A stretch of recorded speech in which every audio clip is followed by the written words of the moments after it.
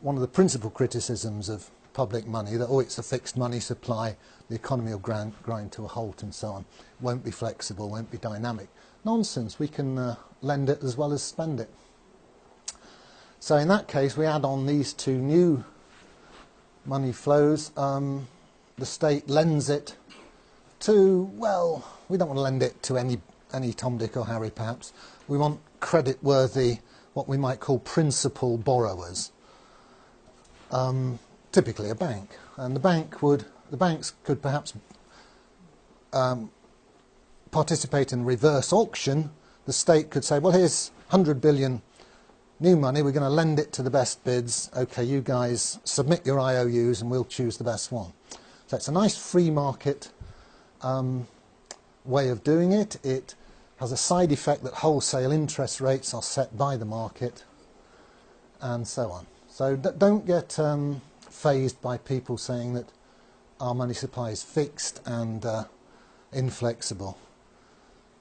There's other ways of doing it. Obviously the state can lend zero interest to public infrastructure projects as well.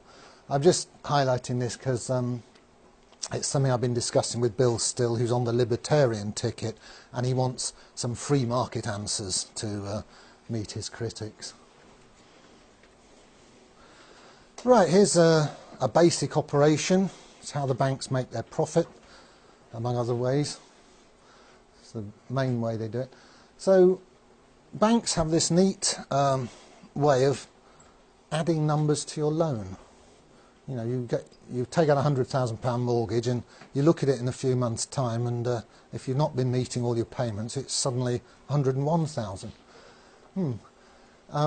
Conversely, all the people who are making deposits with the bank, they get some interest added to their accounts. Not much these days, and the difference between what's added to loans, what adds to the bank's assets, and what's added to the customers' deposits, which increases the bank's liabilities, that's called the spread, and gives the bank a lot of its gross profit.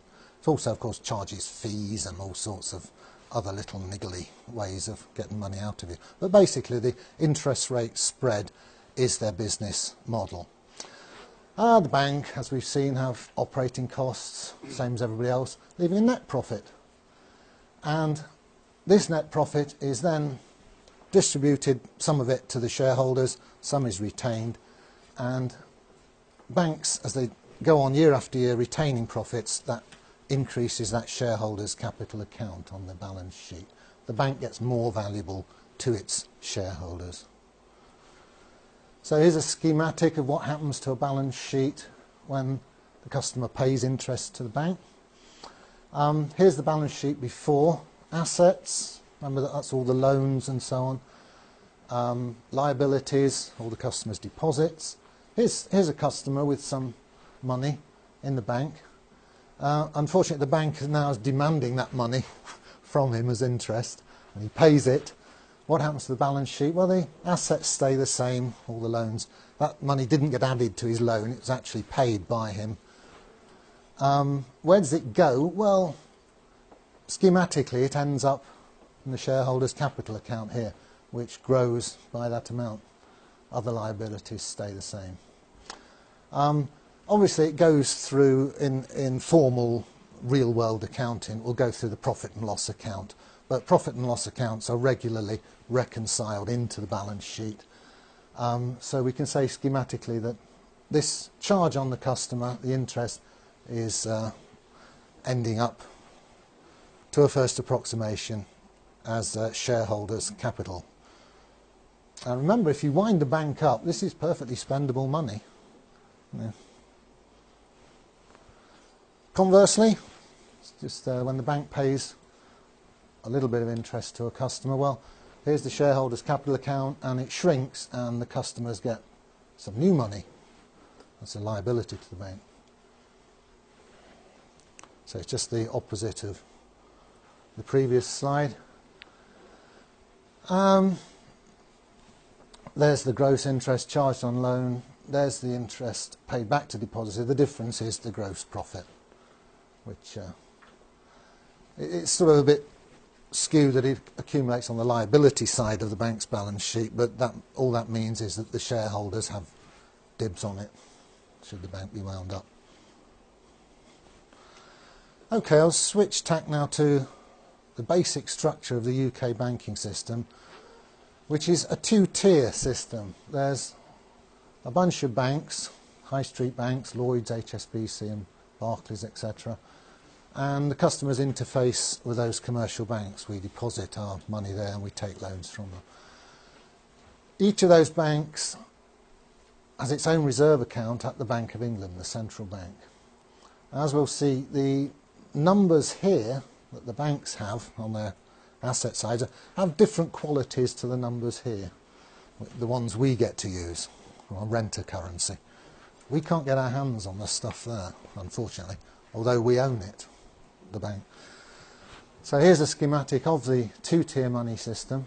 Here's us out here in the economy using what are called broad money numbers. Those ones that have been lent into existence, they're just called broad money. There's a lot more of them than what's called the base money, which circulates between the banks. Goes from one reserve account to another within the computers at the Bank of England.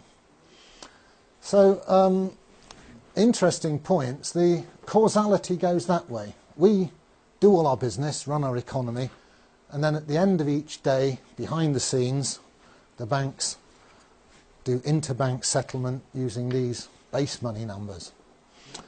And very interestingly, there's no crossover between, there's no direct crossover between the circulation of these base money numbers between the banks themselves and the circulation of the broad money numbers which you and I get to use.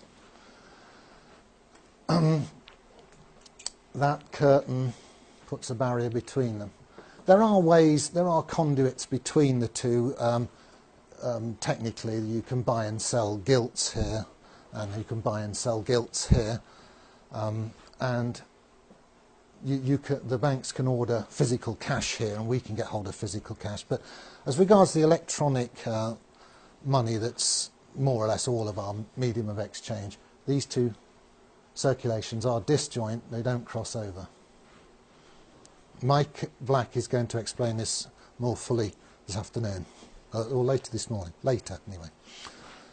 So, here's the overall picture. There's the money numbers that we use. They come in and out of circulation as loans are taken out and repaid. Ambiguity, are they money or credit? Well, you can always have a good argument about that. To all intents and purposes, they're money. And they circulate with great complexity as we do our business. And then basically at the end of each business day, the huge number of money transfers of this sort of broad money is settled by net transfers of this sort of base money. As I said, there's far fewer of these base money numbers. They're internal to the banking system, and crucially they're issued debt-free by the Bank of England. It's been doing quite a lot of that lately with quantitative easing. The more money numbers you have in this part of the system, the more easily the banks can settle their differences at the end of each day, because they don't always actually transfer the numbers to each other. Sometimes they have to lend them to each other, and of course then you've got to trust that the bank you're lending to is going to pay you back, and if they look a bit shaky, you're a bit more reluctant to lend to them. So it's quite complicated what goes on here, the inner workings of the system. I like to think of it like this. Because of the disconnect between the two circulations, we're almost moving to a system where we the people, the users, get to use these funny money numbers, and the guys running the system are settling up between themselves at the end of each business day using these other numbers. And there's getting to be such a disconnect between them, they might as well be using Smarties to settle up, because their game is to make a very good living by making the rest of us use their funny money numbers. And we gradually, since the Second World War, we've moved incrementally into this, what's now a scam. I think I'll leave it there then and take questions.